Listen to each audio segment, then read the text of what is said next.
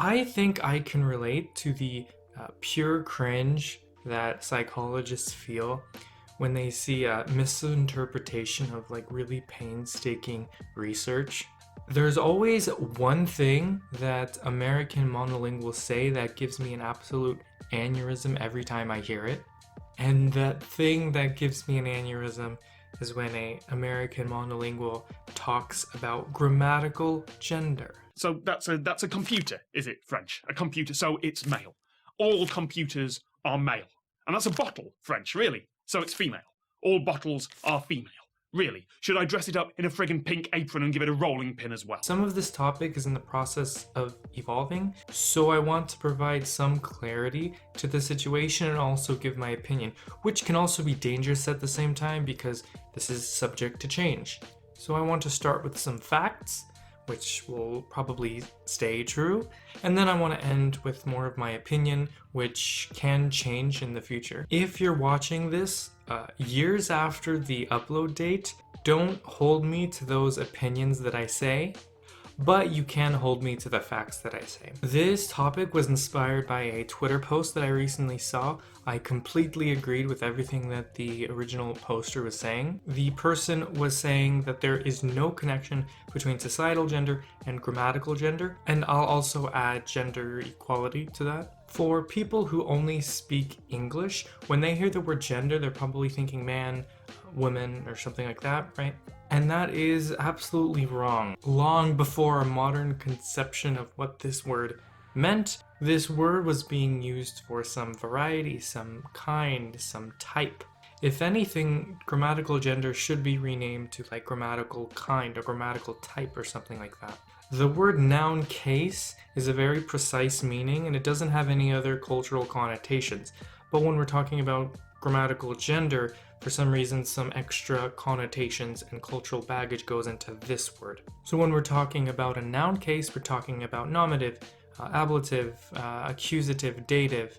But then when we are talking about the noun's gender, the word gender was about the type of noun that it was, but in recent centuries it's come to be connected more to something else culturally, which I think just doesn't fit the word anymore. So if you look at the varieties of languages that use this feature and do not use this feature, there is absolutely no correlation between the treatment of the genders and the existence of this grammatical feature. Latin speakers, they had masculine, they had feminine, they had neuter, in Roman times where there was two very strong gender roles, not three. Of course, I understand people's confusion because we're using the words masculine and feminine to refer to nouns. I sympathize with the misunderstanding, I really do. Masculine is about men, so this noun is a man, right? No. So linguists kind of believe that grammatical gender came as a way to distinguish inanimate and animate nouns when we're talking about ancient times, but with time the languages diverged, the rules became less strict, so this inanimate animate distinction kind of disappeared, and these days it's pretty arbitrary which class of a noun you are. And this kind of feature makes sense because the ancestor of European and Indian languages inflected a lot, so they added a lot of meaning to the end of words to show some kind of grammatical information, like the number or the role in the sentence. So it makes sense that another feature emerged that made a distinction between more types of nouns, right? They're a way to clarify some similar nouns. For example, in French, the only way to distinguish between a book and a pound is by using the grammatical gender correctly. If I just say livre, you don't know if I'm talking about a book or a pound until I tell you which gender this noun is. So it has absolutely nothing to do with whether it's a man or a woman, it's about drawing a distinction between similar nouns. This is a very extreme example. Not a lot of nouns are going to have this perfect distinction of a masculine version and a feminine version. Both nouns are livre, so you can tell which one I'm talking about based on the article or the adjective inflection that I'm using. So If we said grammatical kind or grammatical variety, this would be much closer to reality because it's not really about masculine or feminine, it's about what group, what class of a noun is this. There's nothing masculine about the book, there's nothing feminine about the pound, but that's what repeated use has led them to mean. Speakers can use this feature of the language to distinguish some words. In other languages, they solve this similar problem in a completely different way. For example, in tonal languages, you're going to change the tone of your pronunciation to distinguish between similar words. But nobody's accusing these tonal languages of having some particular effect on the societal hierarchy. Also, another thing that really delegitimizes this thought in a lot of American and British monolinguals' head, this connection between societal gender and grammatical gender, is to learn about different varieties of language. You're not the center of the universe, so look around you a little bit. If you look at a different language, what do they do? There are some languages that don't have the masculine and feminine, they have a different group. Of course, if we have the masculine and feminine group, they're going to draw some conclusions about, oh, why was it masculine? Why was it feminine? But, well, what if I told you there was the common gender, which includes men and women, and then there's the neuter gender, which includes other things. So if we're talking about Swedish with common gender and neuter gender, is it very clear cut? The effect on society and gender equality?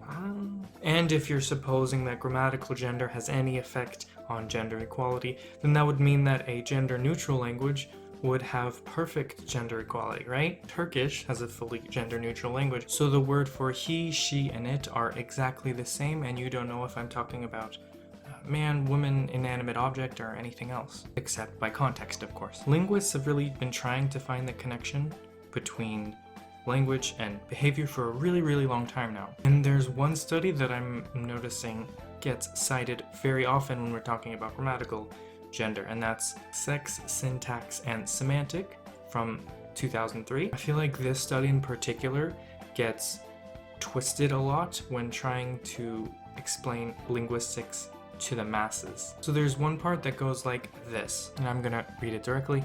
In order to efficiently learn the grammatical gender of a noun to begin with, people focus on some property of that noun's referent that may pick it out as masculine or feminine.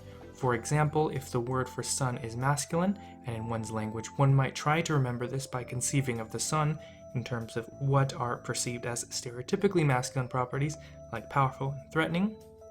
If the word for sun is feminine, on the other hand, one might focus on its warming and nourishing qualities. So right now I've been really talking about facts, but now I'm going to talk more about opinion, so maybe this part is inaccurate if you watch this a few years later. Basically, I think this study is very limited, and we shouldn't be drawing such extreme conclusions about society from this. And I really hate that monolingual English speakers try to use this study sometimes to justify talking down to people of languages that have this feature. What I hate is that the study does not take GDP into account at all. They're not even telling me if this speaker is from like a rich part of their country or a poor part of their country. This study is just assuming that everybody who speaks one language is the same. They're just looking at one factor, just native language. But I think GDP and the income of the speaker makes a huge difference in how they'll describe objects randomly. I think a person who lives in a rich country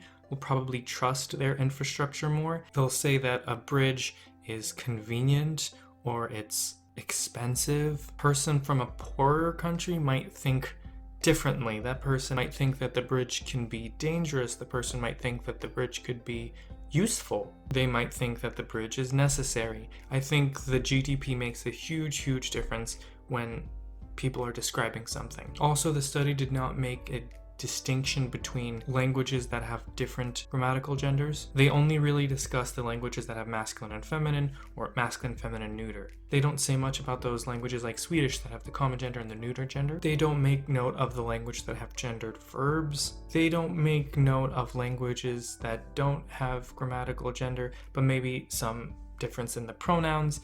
but are from outside of Europe. I just really don't like this study, and I don't like that it's being used to denigrate speakers of languages that have grammatical gender just because, oh, I don't understand this feature, oh, this feature sucks. Also, I think I'm of the opinion that the natives should really choose the direction of their language, not outsiders. We learners should just accept that. If we don't like the feature, just don't learn the language. But I'm really only speaking about the misconceptions of English speakers here, because that's something I think I have authority over as a native speaker of English. Of course, people can show annoyance in a feature of the language. That's a normal part of learning a language. Oh, this is such a difficult feature, right? You know, you can joke around about these things. Just the mocking and the superiority complex of some English speakers is just hard to stomach, I think. If we showed annoyance with Japanese that it had an honorific system where you have to change the verb depending on the respect you have to the subject, you know, you can show annoyance with that. You can be like, I don't like this feature. That's a normal reaction to learning. But to say that your language is superior to Japanese just because it doesn't have that feature, I think is just plain nasty. So hopefully I don't regret saying this too much, but that's my 2 cents. Tell me what you think in the comments below, I guess. So thank you for watching. I'll see you for a new video soon, okay? Bye-bye.